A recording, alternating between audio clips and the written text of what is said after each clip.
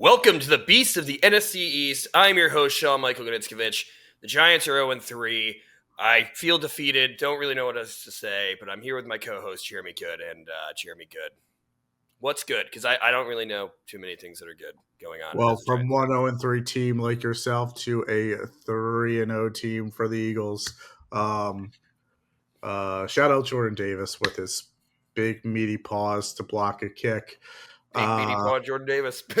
and thank you, Chicago Bears, for doing what they did. I don't know. I forget which team they played yesterday, but just an interesting result of how they got the win against a certain team. I don't know, but I don't know names, of course.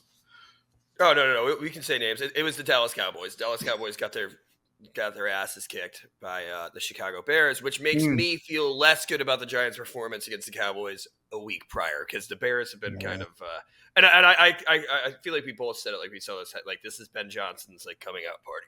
That defense in Dallas is probably the worst in the league. I think numbers wise has to be worse in the league right now. Yeah. I can't think of a defense that's worse. And then Marcus Mariota getting a little bit of revenge against a team that I think he played a season for. He definitely played a season for in the Raiders, and got a nice win, which is good for the Commanders. You know, they don't have to rush Jaden Daniels back as quickly, and starting off 2-1 pretty good. It certainly helps that when your quarterback can't play, you are home against Las Vegas Raiders. But I mean, I just don't know how good Mariota is. He's a veteran. He's been in the league for a good bit now, so he has been through a lot of different teams, including the Eagles. But it definitely helps. It definitely helps to play the Raiders. Yeah, and I remember our first the first year we were doing the podcast, Marcus Mariota was the backup for the Eagles. We were covering the preseason, and he looked terrible. And we're like, Marcus Mariota might be out of the league. But you know what? He looked competent and got the job done against the Raiders, who, you know, have some key good pieces on that defense, but are otherwise a pretty abysmal defense as well. And for those of you guys watching the Indiana Jones saga, Indiana Jones is also 3-0 and looks like he's thriving. Another Giant that looks like they're doing amazing outside of the Giants. Xavier McKinney had another pick yesterday. Reminded me, why the hell did we sign Javon Holland? Why the hell didn't we just sign Xavier McKinney? Everybody keeps saying, and you know what? And the amount of times that I've heard, like, you guys should have kept saying, like, you know what? We had a pretty good. We'll get to our game, but you know what? I do like our running backs, and actually Saquon didn't play that great this week, but well, I'm just saying. Every team stacks the box against this team like no one's business. But yes. Yeah, well, they wanted to see if Jalen Hurts could actually pass the ball, and guess what? He can, kind of. Mm. I mean, for the first time this season, showed that he could. All right, what do you want to get into? You want to just anything you want to talk about league-wise before we start breaking into these games, Jeremy? League-wise, nothing too specific. There are just some not even talking about the Giants. There's some really bad team. Like it's kind of weird how bad teams are, and then you see a team like Atlanta get shut out against Carolina 3-0. You're like, I just don't get like. That was weird. The NFL is a weird league where it's still September, I guess, where some teams are going to figure it out, but and then they're looking to figure it out too. But I don't know.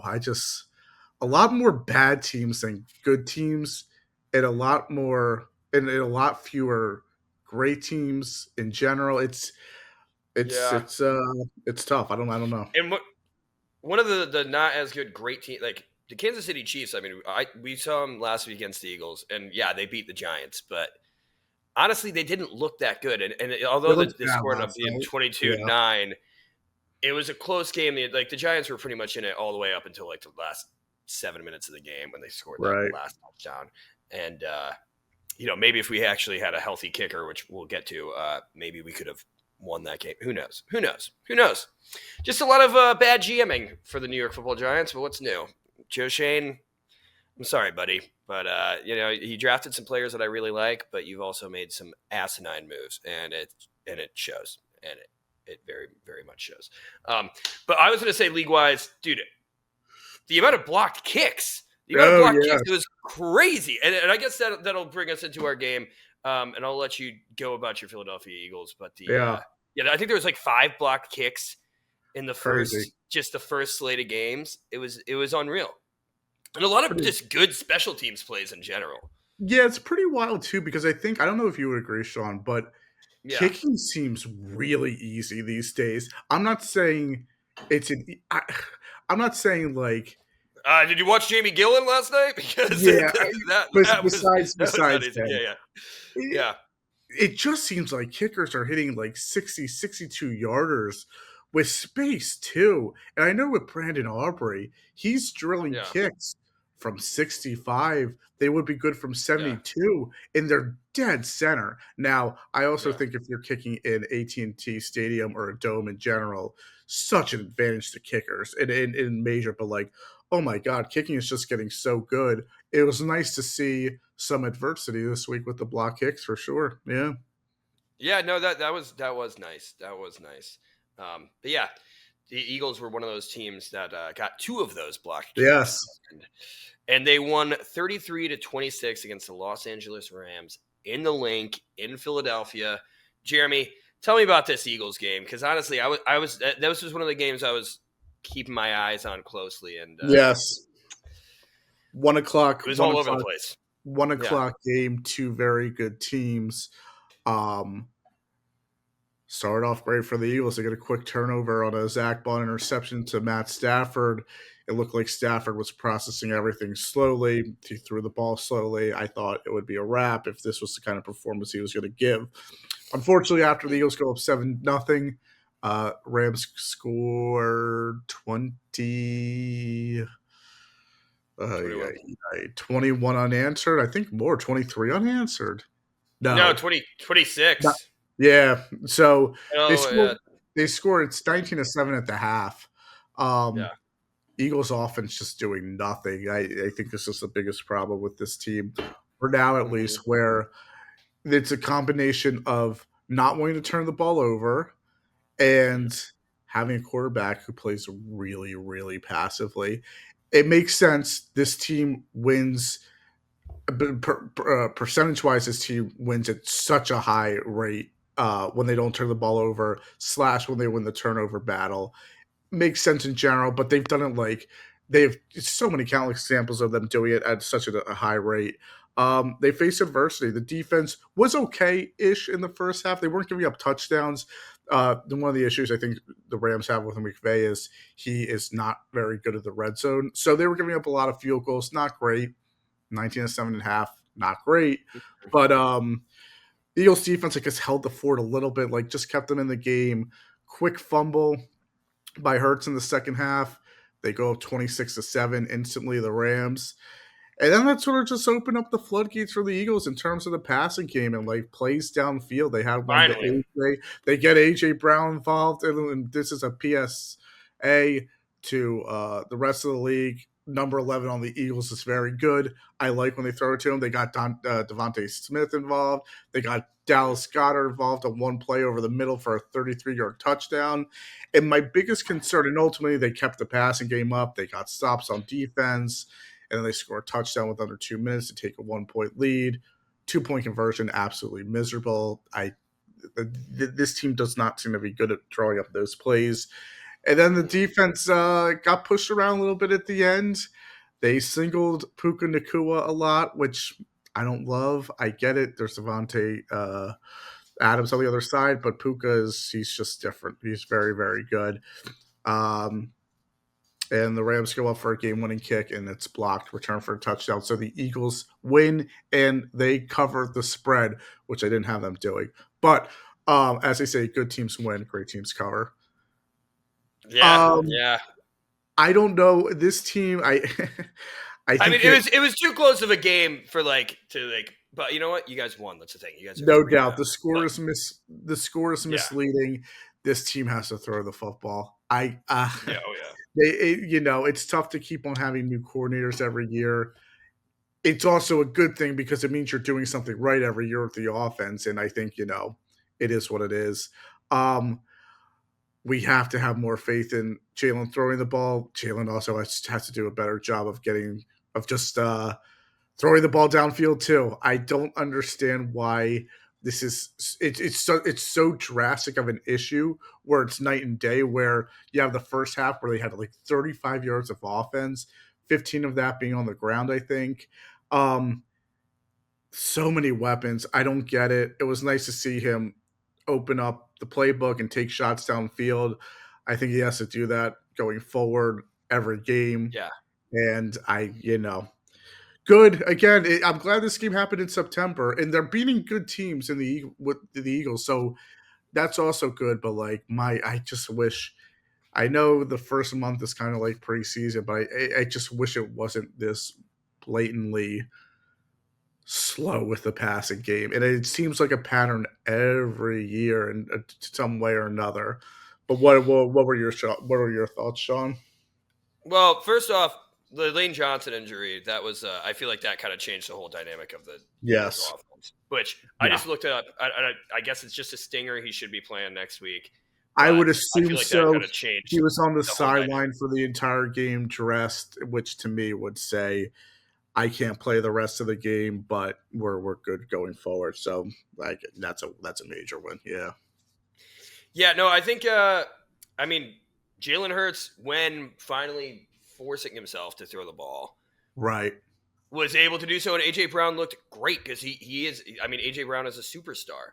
Mm-hmm. Saquon Barkley, all the stats leading up, like about how killer he's been against the Rams, I feel like that was definitely the game plan. And he was kind of stifled at the line of scrimmage because this Rams defense is really good. I mean, we can't.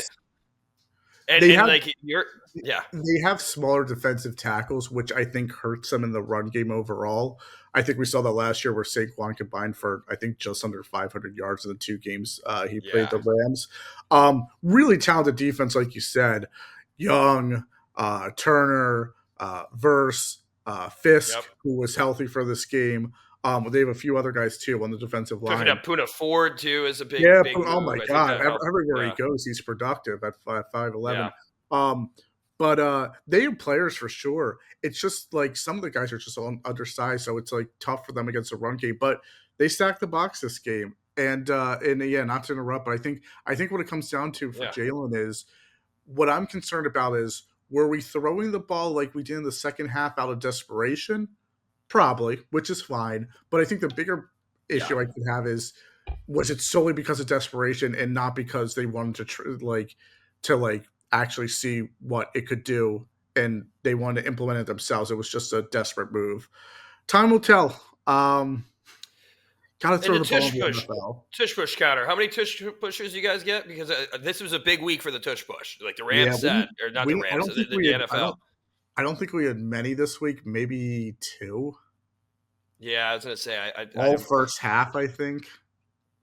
Yeah, it's but like the Eagles, and it's shown they're a run first, but they have the tools equipped if it becomes a shootout, like the Rams put up these points to produce. But I did see too, like the Devontae Adams touchdown. Quinyon Mitchell was kind of lost on that coverage. I believe that was Quinyon Mitchell on them for that touchdown. On that one, I think it was Reed. It was. It was. I did see Reed Blankenship. Yeah, I think there was a different catch then that I was. Okay. I remember, but no, that was Reed Blankenship. I do remember that now. Kyren Williams and Blake Corum were pretty successful running against you guys, which is the Rams are good. Yeah, and Blake Corum, it's good seeing him getting used. Because I think everybody loved him in college. Like he's a fun back, right? And then he goes to a team like the Rams who already have Kyren Williams. You're like, well, how are you going to utilize him when you already have another guy who's on the smaller end? So they ran well. Yeah, they ran the ball efficiently and hard and looked like the Eagles' run game for sure. So yeah, they played great football. Yeah. Anything else? I mean, I wasn't like. I was also walking my fiance's Packers, which, man, heartbreaking. Yeah, that's a tough loss. Jeez, loss. That was, especially with all the block kicks. Like, man, that was crazy. But defensively, Adoree Jackson, was he a liability again this week? Yeah, but not necessarily in the work. Like week one was such a nightmare that I think it's been okay-ish since. Not great. They're better without him, but it could have been a lot worse, I think, especially going against that tandem with Adams and Nakua. So it wasn't ideal. They made several catches, but it was a lot of short stuff, which was, I guess, nice in a way. So, but yeah, it wasn't great. I think it helped that Stafford missed a lot of throws throughout the game, especially at the end in the red zone. I can't say this enough. McVay needs to figure out how to score touchdowns because the Rams are a talented team, and I could see them losing in the playoffs just because of their red zone offense. But yeah, I mean, it's the 2 block kicks in one game, maybe back-to-back possessions. I'm not sure. I'd have to look back on that. But I thought I was watching a replay at first when I saw that second block kick. I was like, no way. But then Jordan Davis took it to the house, and I was just, which good for him. I was like, you know what, game's already like. Let's see the big man take it in. You know, he's been through a lot. It's and I've been critical of him. I think the talent's always been there, and I think But you know, it's been the last few years have been a lot on his end. I thought the first half, and I'll be honest, I thought that the run game, the run defense, which he is basically the captain of more or less in establishing or stopping the run, I thought he got moved around a good bit. And credit to the Rams too. You know, they've talented running backs. I thought I don't know about their offensive line. They have a few backups in, so I didn't love seeing that. But yeah, I didn't think they were great in the first half, and they picked it up in the second. You know, I gave up 7 points in the second half, and that really wasn't fair because they started at like the 10-yard line, and after the fumble. So good win, good September win. I don't want them to be playing this kind of football in mid-November, but like we say, Sean, stacking wins in September, and they played a good team too. Like you got to give the Eagles for being teams, and the Rams, they're good. They in Stafford. I mean, we didn't think he might not have played the first month. He's still playing. They're playing good football. So, like he said, he definitely doesn't look like fully healthy. Yeah, there's something maybe he is in a way fully healthy, just like he's just lost like what he used to have like a few years ago. But yeah, he I love if we could have had a few sacks, but that's the thing. Yeah, like it's weird seeing an Eagles defense that isn't just like racking up sacks. Like Jordan Davis had a nice sack, but that's it. Yeah, and I don't even think that sack was on a scramble run towards the sideline, which was great because it forced fourth down. I thought I'd have to look at it again. I thought Stafford gained a yard on that run, but the Eagles, they ruled it a sack. But I'd have to look back. But yeah, make plays when you have to, and then you get rewarded by special teams. And oh my God, I don't know if you were seeing the Rams kickoff, Sean. This kicker for the Rams put some kind of knuckle on the kicks. I've never seen it before, where it was landing perfectly around the 4-yard line at the feet. I've never seen it. It was wild. Well, no, I saw you guys had some issues with the kick. Was that Tank that was botching them? The guy that you traded for to return kicks? One of them, a few of them were Tank, and a few of them were John Mechie. Fair.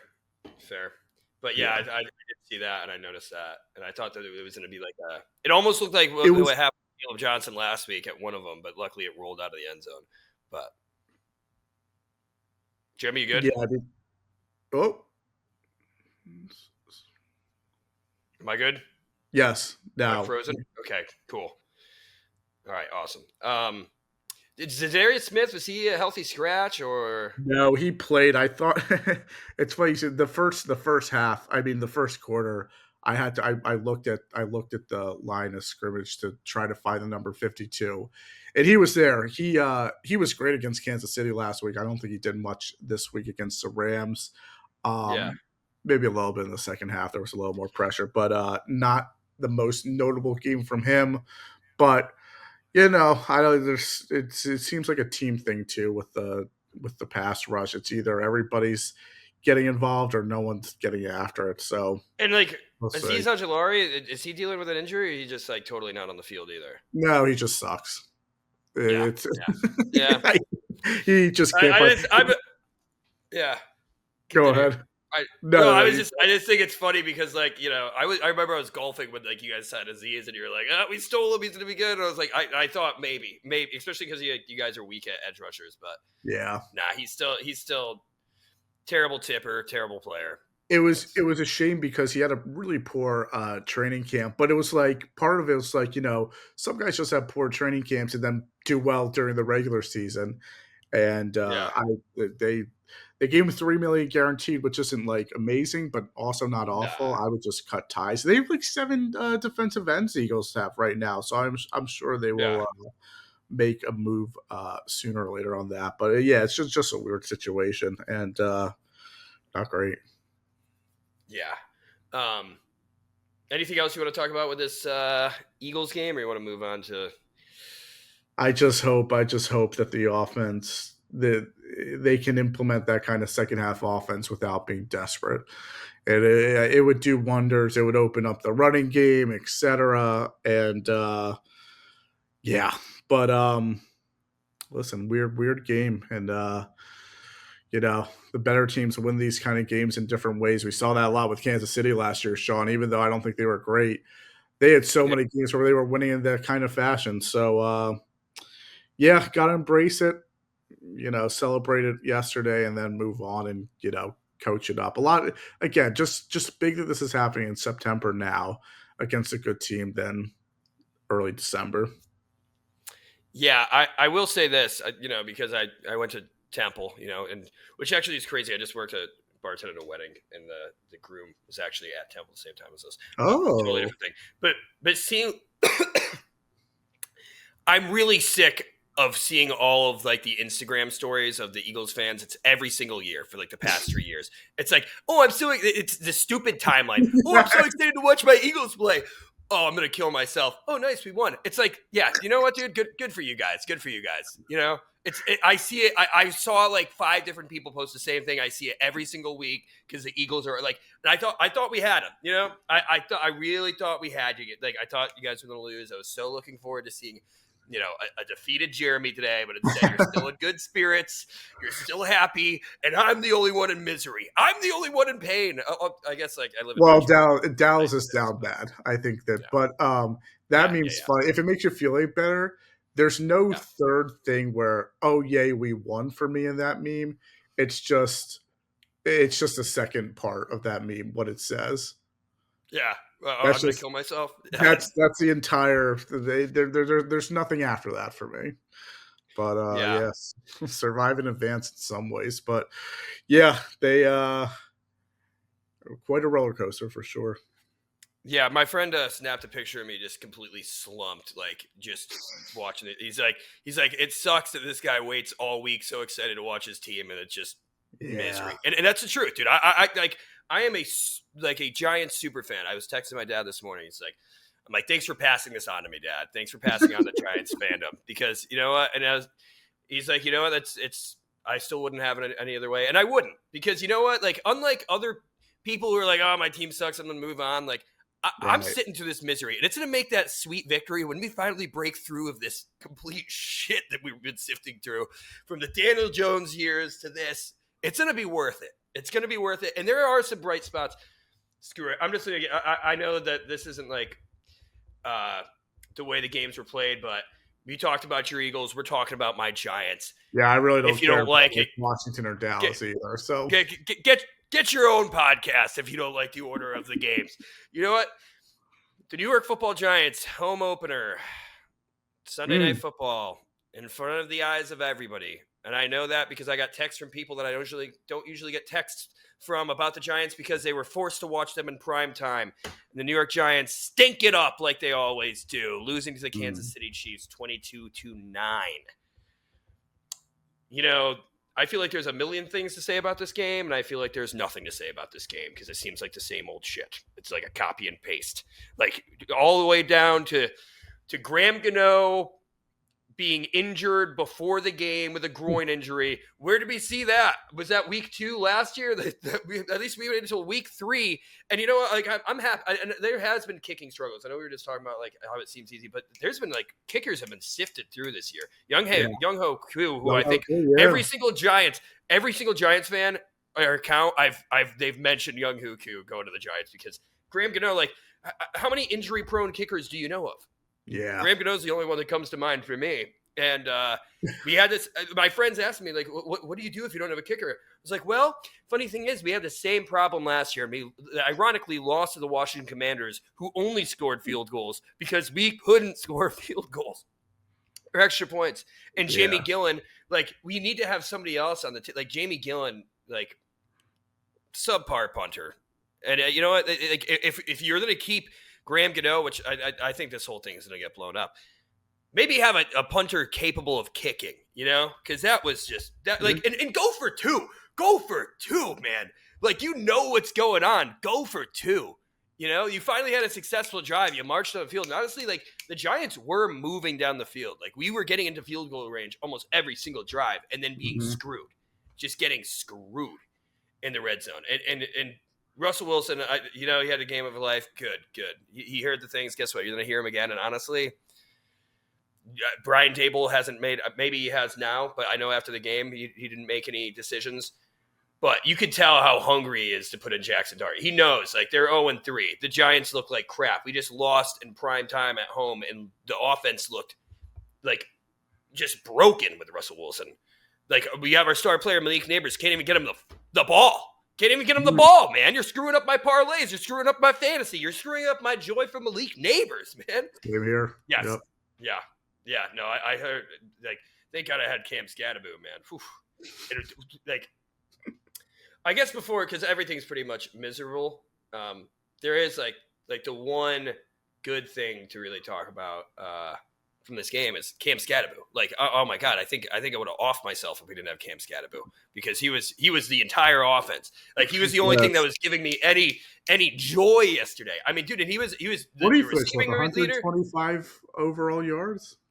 121. He had 60. Okay. I mean, 10 carries for 60 yards and a touchdown, which, dude, that touchdown was sick. Every time he touches the ball, like, I've said this a million times, Cam Scattaboo is so fun to watch. Like, everybody's like, oh, you should have Saquon. Like, dude, I love Cam Scattaboo. Like, fighting for the yards. He's so aggressive. He's so wild. He's a nut job, probably from the early CTE from running into telephone poles as a kid. But dude, the guy is fun. And that touchdown run, dude, like, if he didn't, like, put his hand down to propel himself forward, like, he would have been stopped at the one. And knowing the Giants, we probably wouldn't have scored a touchdown because, like, we just can't. So thank you, Cam Scattaboo. Like, and the thing is, his runs and, like, his receiving yards, because he had 6 receptions for 61 yards, like, those were all him. That was, like, Russ panicking check down and Cam Scattaboo breaking through tackles and stuff. Like, and I think, honestly, Tyrone Tracy, like, it's unfortunate he went down early, and he looked like he was going to be the lead back in this game. Went down early with a shoulder injury. I don't know if it was a dislocated shoulder or if there's something broke. It looked like a dislocated shoulder to me because it looked like he couldn't move the arm. As soon as he went down, he was pointing at the shoulder, like he kind of knew what was going on. But I think he might have lost his role to Cam Scattaboo. Like, Brian Dable loves Cam Scattaboo just like he loves Jackson Dart. Like, the way he gushes over him. Like, and I love Tyrone Tracy, and I don't think he's going to be eliminated from this backfield.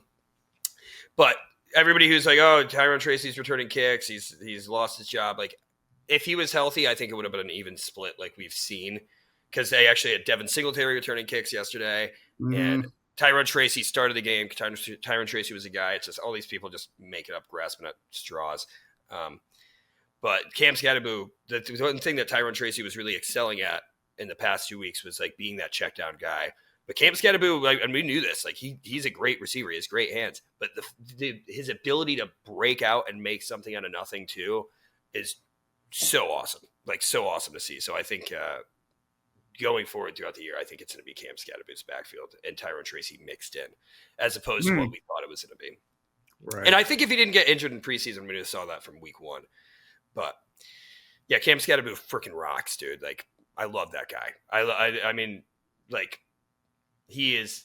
If anybody walked away from anything, and even Chris Collinsworth, who I feel like can only just glaze Patrick Mahomes all night, he was at least, like, he was stoked on Cam Scattaboo, which was nice to see.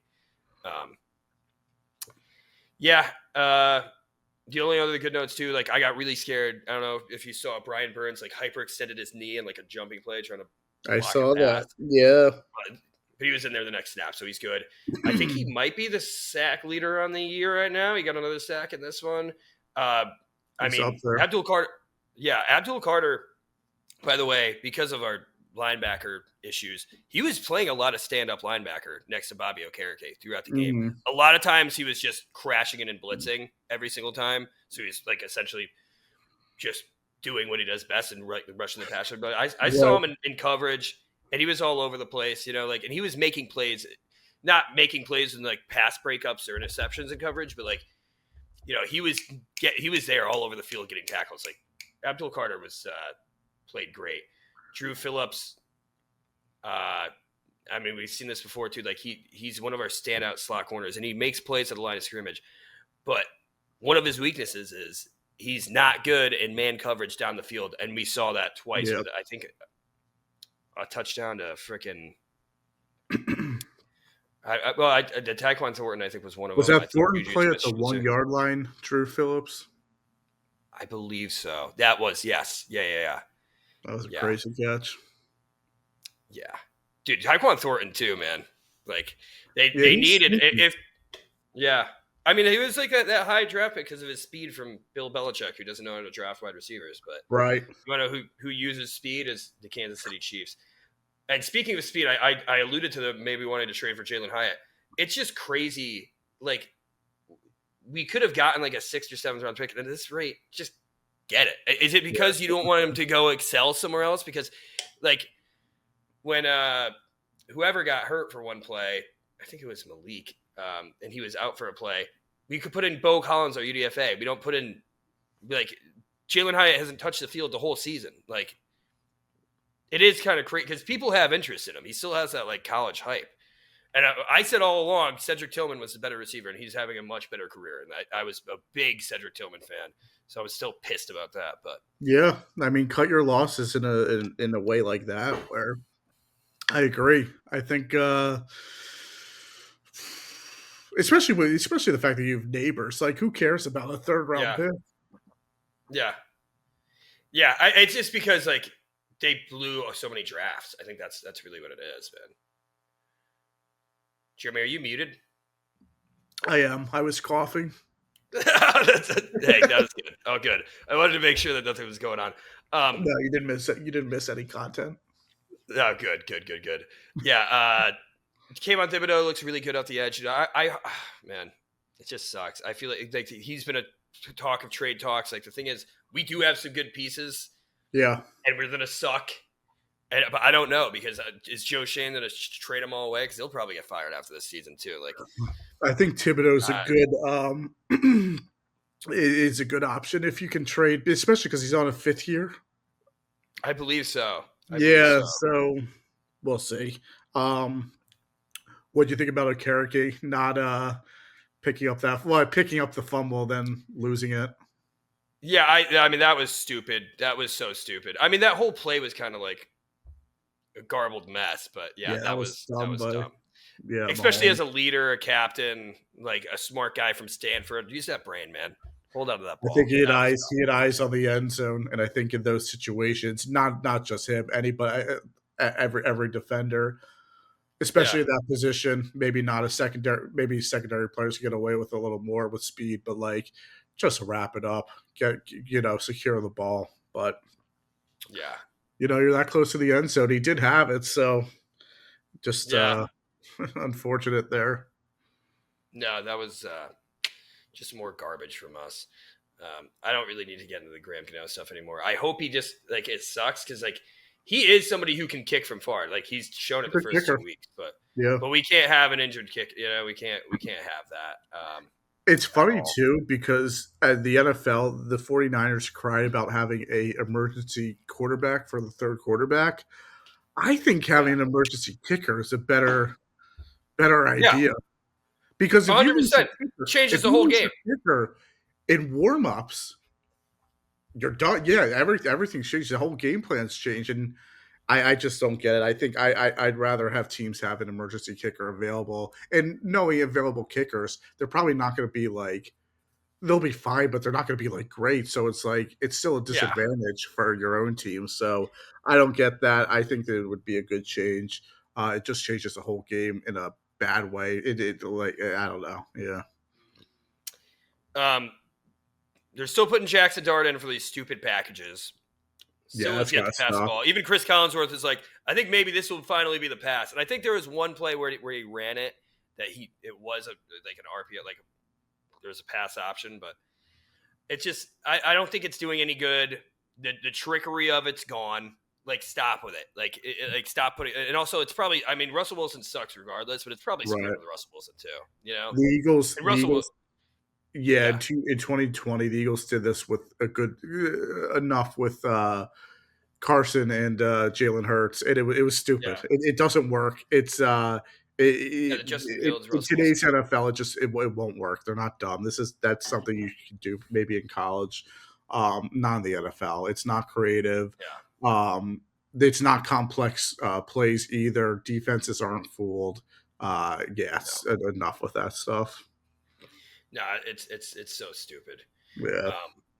And also, like, just the play calling in general was just garbage. Like, the fact that it was like run, short pass, and then you want to throw a moon ball and throw an interception. You know, like it was just like, where's the in between? Like, he's totally inept at throwing anything across the field, and he tried to like replicate like that seam route from Wan'Dale Robinson, which was one of his interceptions, who was like triple covered. Like, I know that it worked last week, and Wan'Dale, like, that's the thing. That's one of the issues. Like, the Cowboys defense sucks, but like Wan'Dale Robinson is not a big receiver, so like those deep passes in triple coverage, he's not going to be the one taking that ball away. No doubt. He's not. I was a little surprised that Robinson sort of the opposite, like ran against the route at the very end instead of like attacking the ball, like trying to like go downfield more, but. Yeah, he's not the player to throw in that situation, that kind of coverage. Even if he like decide to cut in to maybe break up the interception, maybe that happens. There's no success in that either, besides another down. So yeah, just not good. Just more notes. Paulson Adebo should have had an interception. That was that was okay. I agree. I still think Deontay Banks should just not even be put in. I know that they want to put him in the man coverage and those certain packages. I noticed like he was cooked by Juju. Like one of the first like big plays was Deontay. I was like, of course, that's Deontay Banks. And I remember seeing Deontay Banks on the field and like, I guarantee they pass it to, I think it was Juju, and they did. He did make one play on the ball, which I can't even remember exactly what it was. I think it was like something closer to the line of scrimmage, but like good for him there.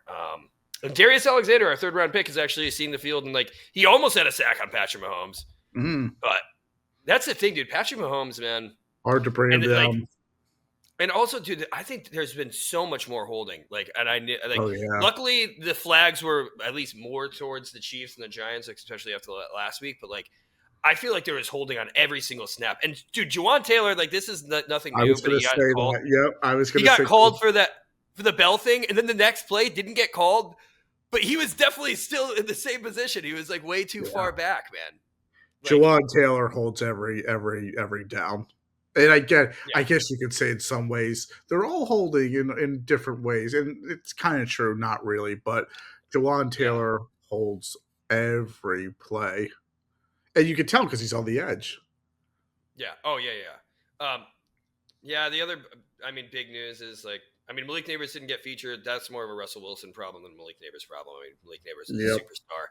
I expect him to be targeted heavily next week to make up for this. I don't know who's going to be the quarterback. There's been a lot of rumors about Jackson Dart. Like, it sucks too. And I heard another Giant, like Bobby Skinner from Giants Nation, but like we got too happy with the preseason and we put Jackson Dart as our backup.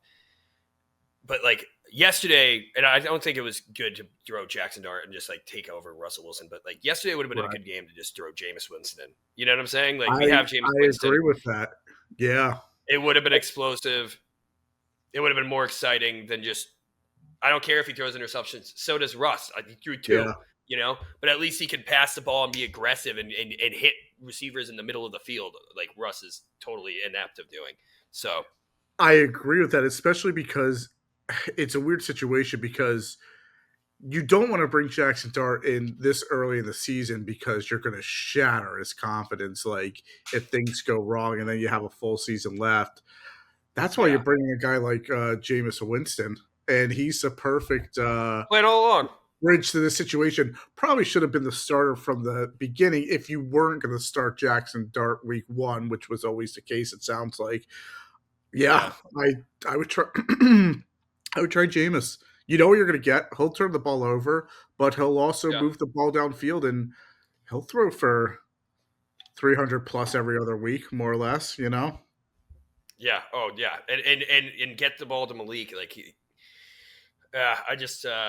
I want him. The other big thing is Andrew Thomas finally back, and he played amazing. Like he made the whole line amazing. He was awesome, but they had him on a 25 snap count, so they took him out, and you could tell he almost looked like okay, like I'm good, because he was perfect, man. He was great. It's good to see him back out there. And the amount of Giants fans are like, trade him as soon as he gets healthy. Marcus Bowe will get good. Guess what? As soon as Marcus Bowe went in, and he's playing well, QB hit, and he gave up a sack. Like Marcus Bowe did play pretty well, but like Andrew Thomas is one of the best tackles in the league when healthy. Jordan Mailata even said it to us when we met him, that Andrew Thomas, and Jordan Mailata is probably one of the best tackles in the league too.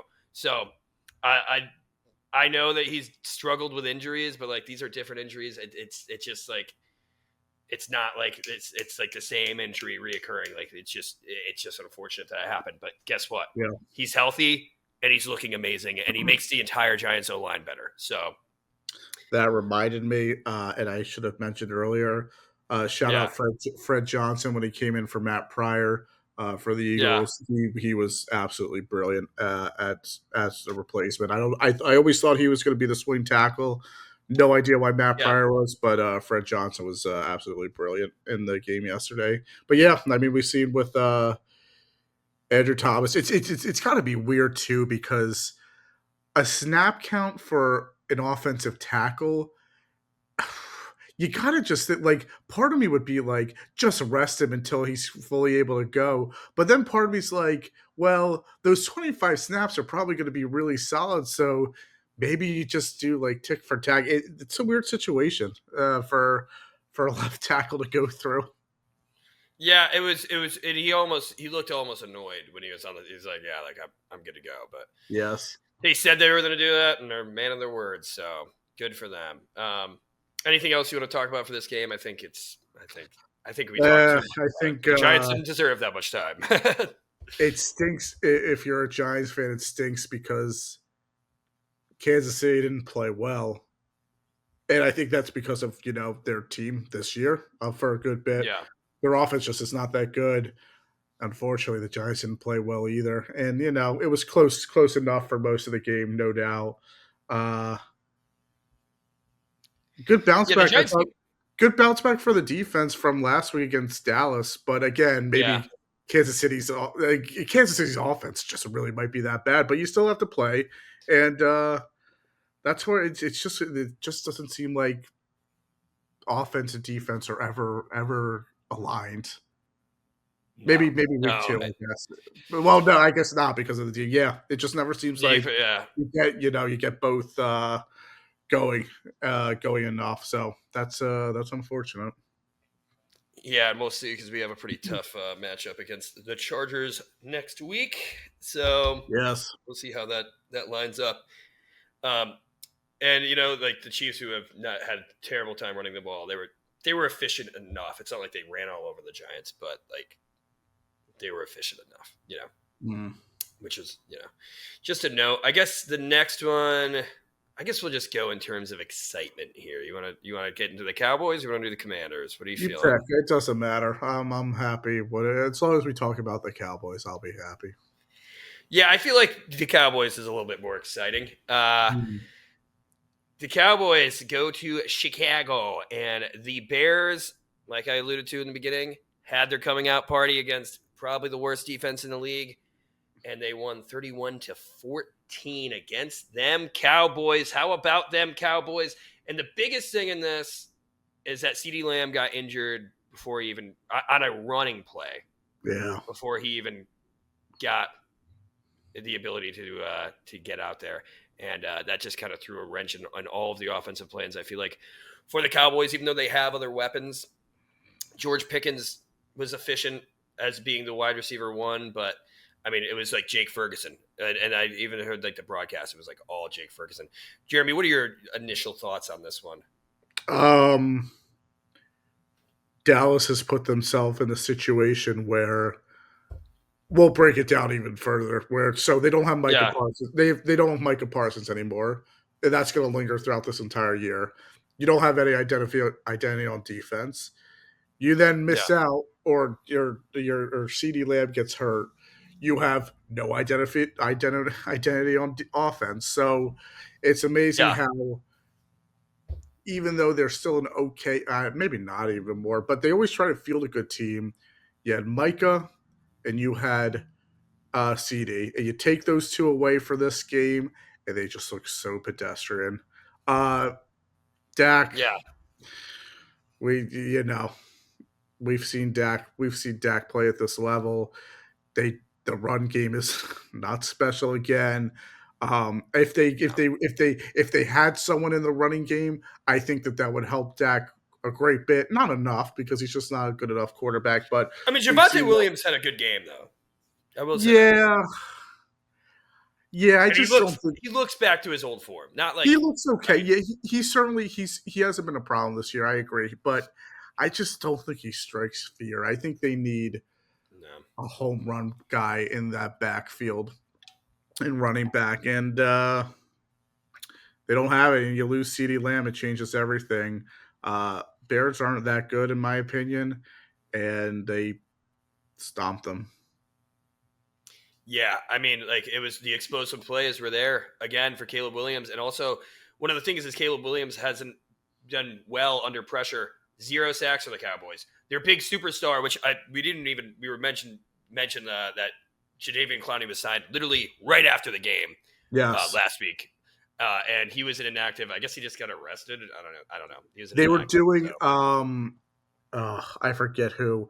I think if Bland played, Clowney was going to be inactive because they wouldn't have had the spot. But if Bland didn't play, they would have had the spot, or they would have pushed up Clowney. I think that's what Fox said. Yeah, but Bland didn't play either, right? Yeah, I'm not sure. Yeah, I don't think Bland played. I mean, didn't look like he played. I mean, it was just Luther Burden III, who's like kind of struggled. And it's funny because I kept mocking Luther Burden to the Cowboys as like another weapon for them. Right. But after they got George Pickens, it's whatever. But Luther Burden exploded, looked great. Rome Odunze looked great. DJ Moore had the nice touchdown in the end zone. Rome Odunze, man, I love that guy. And he's awesome. It's good to see him finally producing this season. And I mean, it was just what we've seen from the Cowboys. Like they don't have an edge rusher now, so they're not getting any pressure, and their cornerbacks stink, especially without Deron Bland. Like Trayvon Diggs is a liability. I mean, he's name alone. I feel like at this point, like you see him in coverage against the Giants last week. You see him in coverage this week. Luther Burden, Rome Odunze, whoever it is, they're just running right over him, man.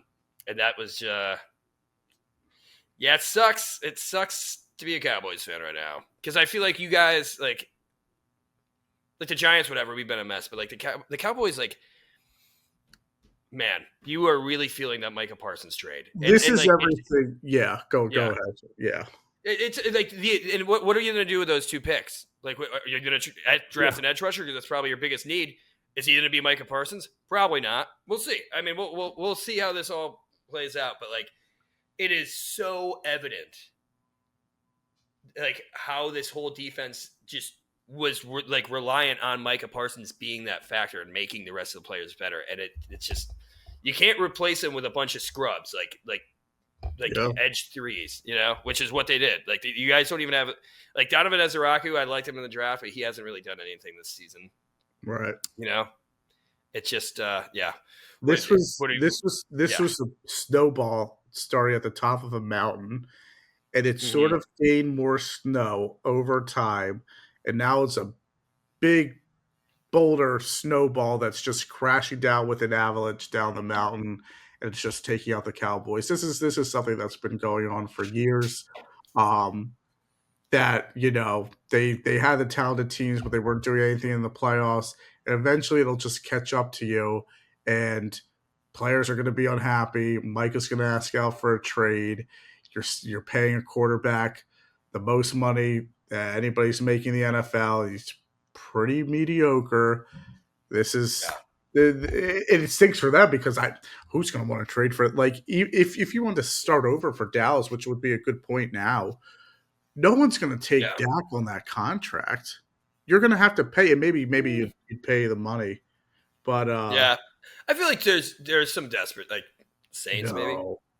Kellen Moore, reunite him. But they'll draft a quarterback. Yeah, that's fair too. So like that's the thing. Yeah. Like the bad teams will gladly draft a quarterback. And the mid teams are like, I don't know how old Dak is. What is he, 33, 34? Something like that. 33 maybe. Why would I trade for someone at that age, that injured, and that expensive? Like it like even for like mid teams, it's like I don't want to take on that money. That just kills the rest of our opportunities to play guys. So it's a brutal situation for Dallas for sure. Yeah, no, 100%. And I mean, George Pickens was frustrated, like as you should be. I mean, yeah. But I mean, he did play pretty decent. Kevontae Turpin played pretty well too. But yeah, Dak with those two brutal interceptions, man. Yeah. Like both because dude, he was just targeting. I mean, I know Jake Ferguson had 13 receptions, but like how many targets did he have? Like 18, and 2 of them were the interceptions. Were both on Jake Ferguson to Tremaine Edmonds. 13 catches for 82 yards, which is 6.3 yards per catch for Ferguson.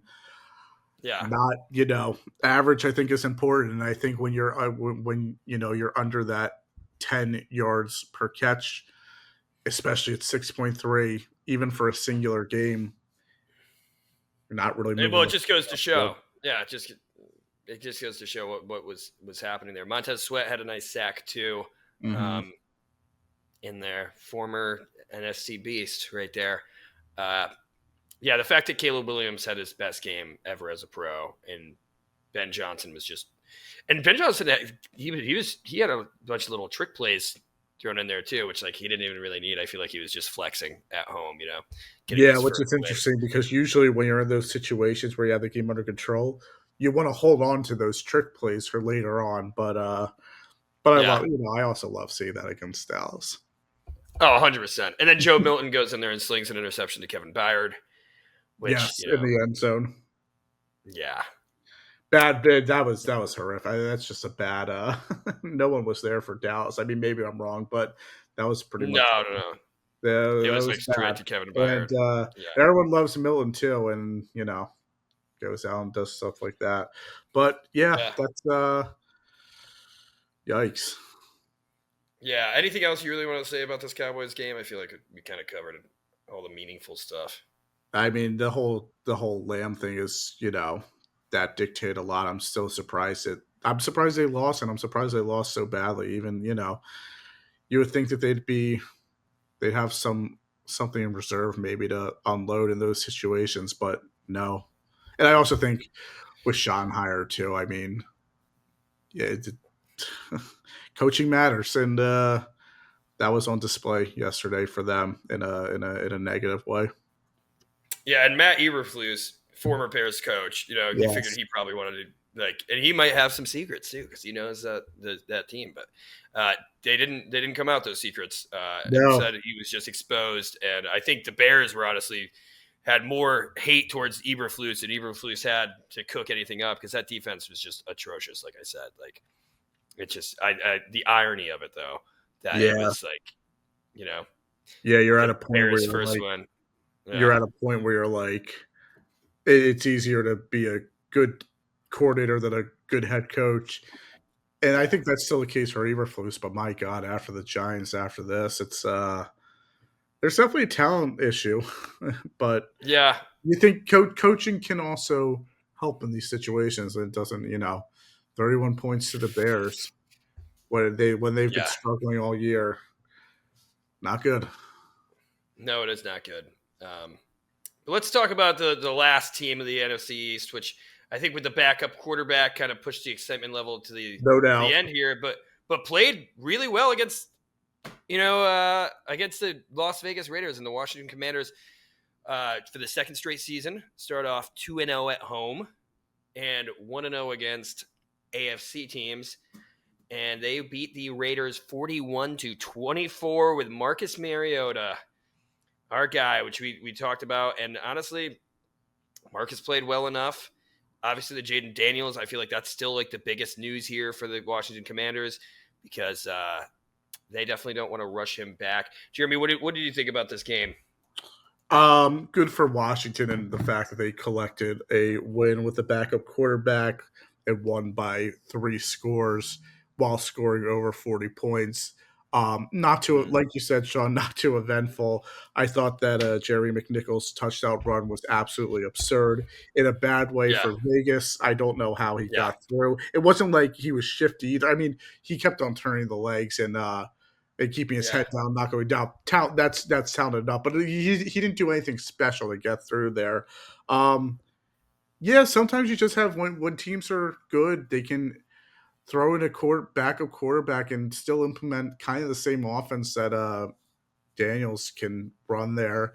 I think Washington isn't as good as last year, but strong win with the backup. Anytime you win with the backup, it's great, and they put up over 40 points and handle business enough on defense for Vegas has some playmakers in the backfield and catching the ball. So it's a decent win for Washington. Surprised it wasn't a little closer, and it was surprised it was so uneventful because of how the separation and score. But that's you just need wins, and they certainly handled business against the Raiders, in my opinion. Oh, 100%. And Jalen Lane too had an awesome punt return for a touchdoon, and he was their rookie wide receiver. I think of Virginia Tech. Yeah, right. Yeah, and he looked awesome, there. And Luke McCaffrey, another wide receiver investment through the draft, had his first touchdown, which was good for him. I know we've been critical, but he looked good actually too. 3 catches, 56 yards, nice touchdown. I think something that I really wanted to look at was how the running back, like the backfield, the snap count would be post Austin Eckler. And Chris Rodriguez was the guy who was in there the most, and he had the most carries. He was probably the least efficient, at least in the fantasy-wise, because Corey Krusky-Merritt got that touchdown, but he wasn't – he's still a 7th-round pick. I know fantasy-wise everybody got excited for him. I don't think he's going to be some, game changer. And honestly, he's not, the future of the Washington Commanders backfield moving forward. This year, I think maybe he'll probably end up taking the majority of the reps, but it's going to be a split backfield. Right. Yeah. And but next year, I could see the Commanders making their priority is probably to upgrade the backfield because that could. I mean, they got the weapons on the outside, and it was the old heads days on defense. I mean, Bobby Wagner, 2 sacks. I think that was a little FU to Pete Carroll over there. Former head coach. Von Miller too. Von Miller had a nice sack as well. Dorrance Armstrong got in there. But dude, Trey Tucker, man. Trey Tucker had the game of a lifetime there, man. And I saw he was torching Mikey Sandersville too. That little Trey Tucker, man, 8 catches, 145 yards, 3 touchdowns. It was just kind of unreal. Yeah, he did a good job. He did a good job last year making himself as a liable option for that team. And yesterday, certainly he had a game for sure. He's a nice player. And it's also good to know. I mean, I know that the Commanders are kind of stopping him, but Ashton Genty ran the ball 17 times and only averaged 3.7 yards per carry. Ashton Genty, which has been incredibly disappointing this season thus far, just continues to be stopped by the Commanders' defense. They're doing good against the run this year. I mean, they kind of lit up a lot to Josh Jacobs last week, but just something to note there. Anything else, Jeremy, from this game you want to talk about? It's a good point. They got a few days extra from their Packers game. Yeah, it's I was really unimpressed by the way they played against them, and then with the backup quarterback yesterday, they picked it up. I think the Raiders are a bad team. Pete Carroll's a better coach, but I think the Raiders are the Raiders. They're just not that good. But still to play people on your schedule and beat them. So they passed whatever test they had without Daniels yesterday for sure. Yeah. And we'll see. I've been trying to get an update. I don't think there's anything yet about Jaden Daniels and if he'll play next week against the Falcons. But yeah, which interesting. They also might not be. Yeah, they might not. I mean, the Falcons got torched. Well, I guess we can talk about that. I do want to talk about our fantasy league, which we forgot to cover last week. But me and Jeremy have an all NFC East fantasy league. Best ball, best quarterback, best 2 running backs, best 2 wide receivers, best tight end, and then a flex. And this week, do you have any predictions on who won this one? I forget who's on my team, but I don't like my team this year at all. So I'm gonna say you won. I thought I did too. I might have honestly. I could recount this, but it doesn't really. Actually, you know what? As I list these, Jeremy, you want to add them up for me and see if this is actually legit? Because I'm not gonna lie, I'm a little overtired and a little hungover from the Giants loss. So I was counting up and like, did I add that twice? I don't know. Okay, this is Jeremy's team. I do have the best points here. So Jalen Hurts was your quarterback with 29.04 points. Okay. Your leading running back was Javonte Williams with 12.2 points. Your RB2 is Saquon Barkley with 9.5. Wide receiver 1 was A.J. Brown with 22.9. Okay. Your wide receiver 2 was Jalen Tolbert with 7.4. Tight end was Dallas Goedert with 10.3. And your flex was Zach. Oh, no. Your flex was Darius Slayton with 7. Okay. What does that get you to?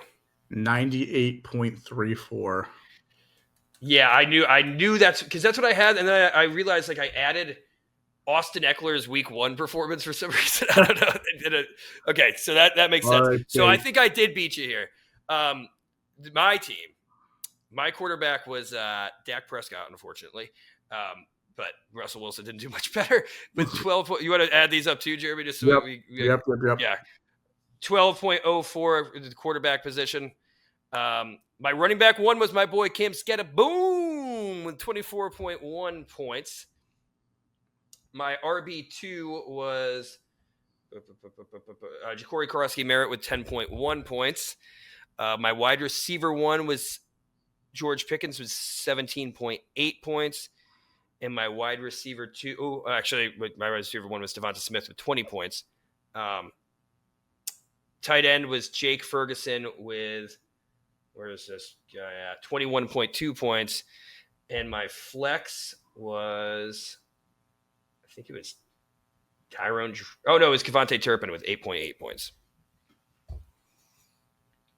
What do I got there, Jeremy? 95.63.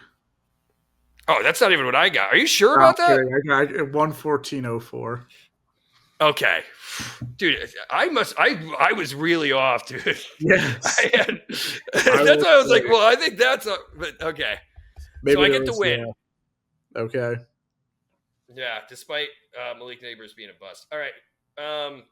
We don't have to go too crazy about these picks for next week, but do you want to do a little quick just picks of the games for next week? Yeah, sure. All right. So let me pull up the spread because that's always fun. A little guess the spread. I think we're starting off with, I guess it's a bunch of noon games next week, huh? Except for, I'm kind of excited for the Sunday Night Football, but I think it's all nooners. Well, from the Dallas Cowboys. For the East Coasters, 1 p.m.ers. 1 p.m. 1 p.m. Yeah. Yep, that's true. Yeah, in Nashville, Tennessee, it's for the about West nooners. Coasters, 10 for Yeah, the Midwest, not Midwest, the Mountain, 11. yeah, We yeah. have all the times covered here on the podcast. Oh yeah, and I think there's a morning. I think the Vikings play at for me 8:30 next week. So, Oh wow. all right, I'll just go with the first spread that I see here. Philadelphia Eagles are at the Tampa Bay Bucks. What you got? And the Bucks are 3-0, despite like Yes. all these really close games that they've been having. I will Against the say Jets. right now I'll say Bucks -3. It's actually Eagles -2.5. Wow. I don't think they've done enough to deserve that, especially being the away team. That's sort of my thinking. I get the 2. Wow. Yeah. 2.5 is kind of a lot to open up for to be on the road, but I get kind of the thought yeah, I would think it would be more like if something would be drastic, it would be like Bucks -1 or something like that. Wow. Okay. What are you going with here? Listen, this is a game where they could lose. They don't play well in Tampa Bay. They historically haven't played well in Tampa Bay. Like, they get obliterated. It's hot, and for some reason they get torched down by Baker. Mm-hmm. But damn it, I'm not picking against this team until they lose. Eagles win. They cover. But this could be a game. This could be a game, honestly, where I mean, hey, like it's coming down to the 3 points, so like that spread. I know. I wish it's a shame because I wish the spread doesn't help. But I'll take Eagles. I'll take they cover as well. Yeah, I don't think we have to do score predictions unless you got one you want to shoot out here.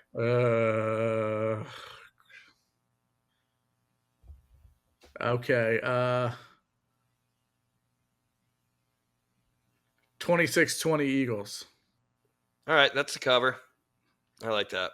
Yes. I'm gonna actually go. I don't know. I think it's gonna be close. Mm-hmm. And maybe it's because I'm angry and spiteful. But I'm going Eagles 24. Mm-hmm. I'm going Bucks, and I'm not texting. I'm typing this in because I want to see if we actually get. We were close with a couple games. I was close. I think last week. Yes. Yeah. And I'm gonna go Bucks 27 because I think it's gonna be close. And there we go. The next spread here, we got Washington going to Atlanta. What do you think that spread is? If you want to guess that one, Washington going to Atlanta. Let's go. Washington -3. Hit it, man! You're on it. Which is, I think, I just like I don't know if Mariota is going to be there too. Like, and I'm not. It's tough. I'm not in love. I think that the Falcons. Well, they didn't look good yesterday, but the Falcons defense has some exciting good pieces. Offense too. It's kind of it really is saying. this prisoner of the moment. It really is a week by week thing. You love them one week, they're the worst thing the week after. Yeah, I don't know. Part of me thinks that spread could go even could go up too. But yeah, it depends on if Jaden Daniels is playing, which I haven't seen anything. I've been reading. I'll Google it one last time, but I think it's just going to be a whole bunch of hoopla until like Wednesday when stuff actually comes out. Yep. Yeah. This is the thing. If the Commanders score 7 points, the Falcons are going to lose. I guess it's with Michael Penix, they have not won after going down by 7. Wow. I don't really know what that really has. I mean, that's just like a stupid stat. I don't think that's actually legit. But the Falcons are my second favorite team. They've always been. Yes. And I don't think the Commanders are good. Even with Jaden Daniels, I don't know, man. I'm going I think I'm just still spiteful, so I'm going Sean's going Falcons. I think they're going to have to explode. They're going to be back home after what happened. I'm going to go Falcons 31. This one's going to hit. I'm going to go Commanders 24. The Commanders still put up a fight, but Falcons are on top.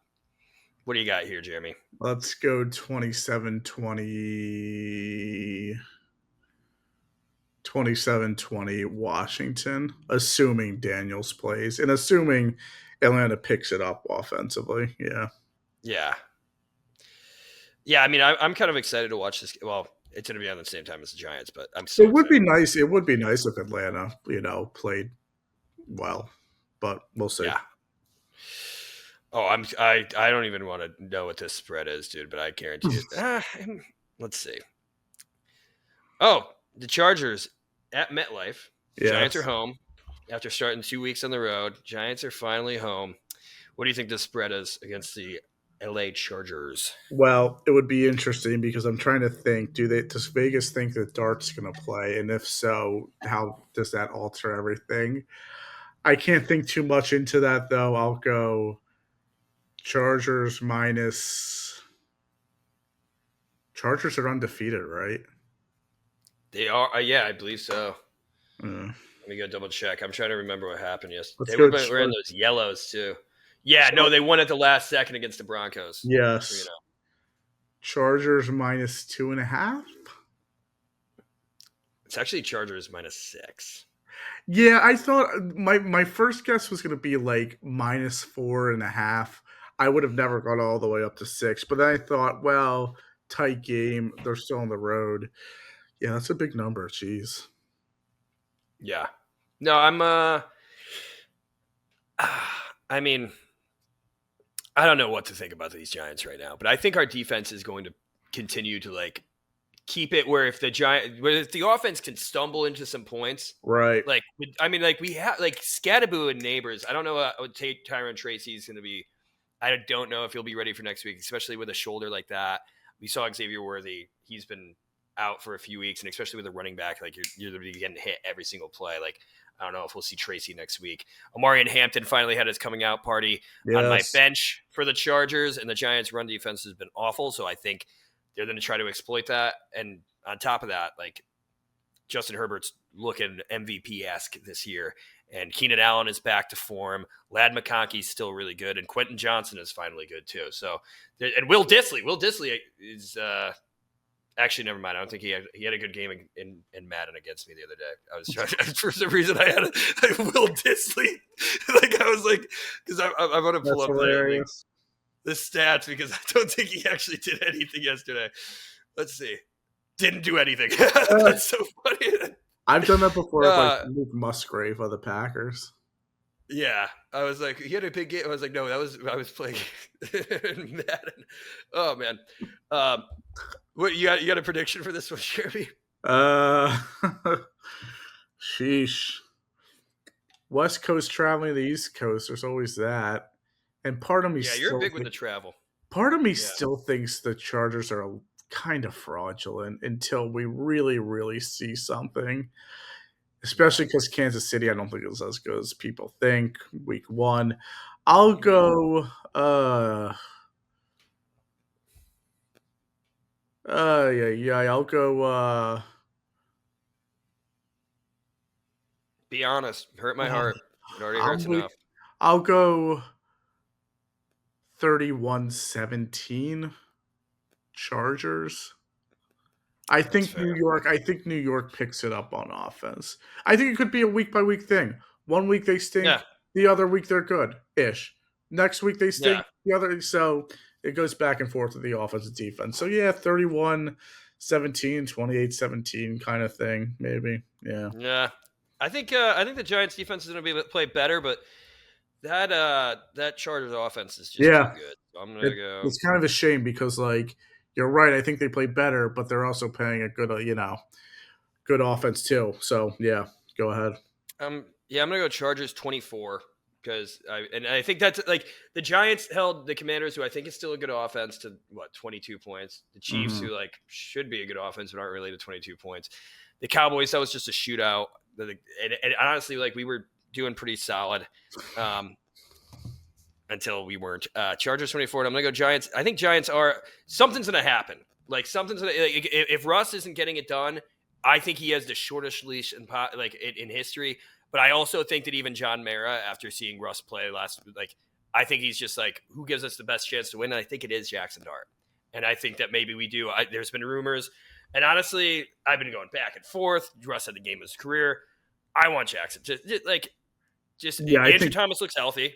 And that was one of the things that I wanted. Like, wait till the Andrew Thomas gets healthy. What were you going to say, though, Jeremy? Well, I just think week 2 was such an outlier for Russell Wilson. Like, it was exciting. It was great for the Giants who want to see offense and something like that. Yeah. But, like, that's outlier kind of game against Dallas. So I just don't know what use Jameis Winston has on this team. But I guess you do have that Jackson Dart option. But we gave him a 2-year contract, too. And I think maybe – like that's like Russ was like the year bridge, and then keep Jameis, and then honestly just keep Jameis. I would love him as our backup forever, and then make him a coach afterwards. I get it. Everybody wants to trade it, and people think we could get a 3rd-round pick for Jameis Winston. Like, dude, the guy was like a free agent quarterback. So he's a backup.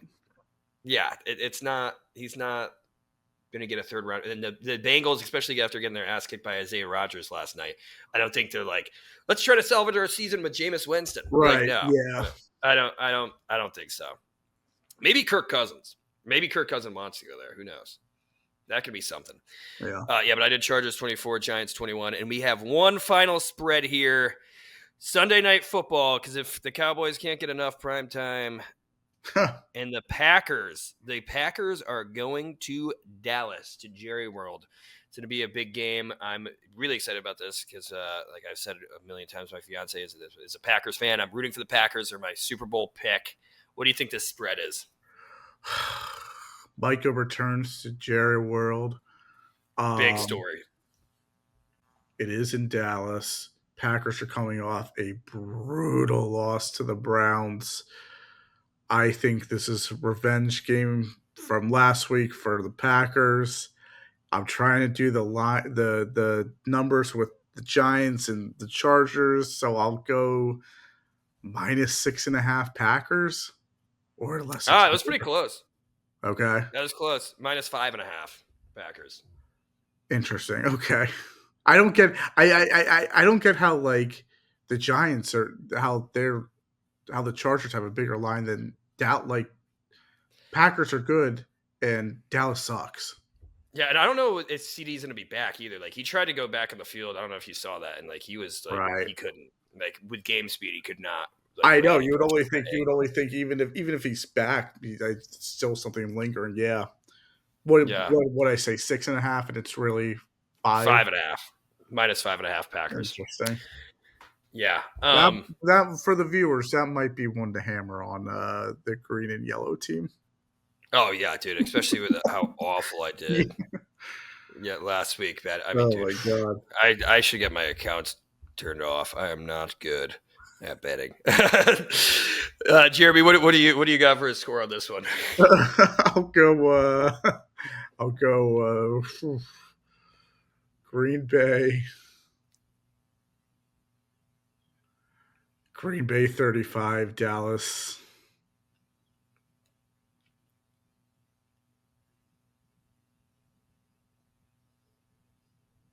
You got it, Jeremy? 16. Dallas 16. I'm thinking between 16 or 19. I'll go 35. 19. 19, yeah. Give him a Brandon Aubrey field goal. I know they're not listening from him. No. I mean, you saw how they destroyed that Commanders team and that defense with Micah Parsons, with Xavier McKinney, Keyshawn Nixon too. Like he's kind of an underrated cornerback who I think is playing really well. Yeah. And also Rashawn Gary's playing awesome too. Like he's been all over the place. I think Green Bay's going to destroy these guys. I think this defense is going to get dismantled. I'm going high, and I'm trying to get something a little crazy here. I'm going Green Bay 40. Dallas. I'm going to go 17. Okay. Go 17. I kind of like that, actually. Yeah. Yeah. Sorry, Cowboys fans. Giants suck. You can hate me. You can talk shit about the Giants. But you're both at least I get to you're both the same. Yeah. It's funny, too, because we were in the grocery store yesterday before the game. There's like a Cowboys fan talking crap to like Coral about the Packers. And I'm like, I'm wearing Giants gear. Like, talk to me. Yeah. Like, yeah, whatever. And just for that one Dallas fan, I hope you guys get your ass kicked by the Packers. They you might be surprised how much hope you don't need to wish for that to actually happen. No. I think and honestly, I know she'll be pissed if the Packers lose. I mean, she was pissed about that Browns game. Like, but the Packers are now they're angry too. They're angry. They're pissed. And Micah's ready. Mike is, I'm guessing 3 sacks in this game, dude. That'll be at least initially that'll be must see TV until we see Dallas really like start to play, and that's like, they're not good. I don't love blowouts, but like that's a game I'll enjoy. The Packers just destroying the Cowboys. Let's hope I hit it 40-17. That's going to be the score that hits. I'm feeling there. You go. All right, Jeremy, anything else before we close out here? No, nothing from me. All right. Well, if you made it this far, hopefully you enjoyed it. Like, subscribe. Like Jeremy said last week, leave some comments. We'll get to them. Give us some questions. We'll get to that if you write them. If you write the comments, we will talk. Like, listen, I still remember the guy who made fun of me for my Dre McBride take. Guess what? I picked him in the 3rd round of fantasy this year. I learned from my mistakes. And he looks great.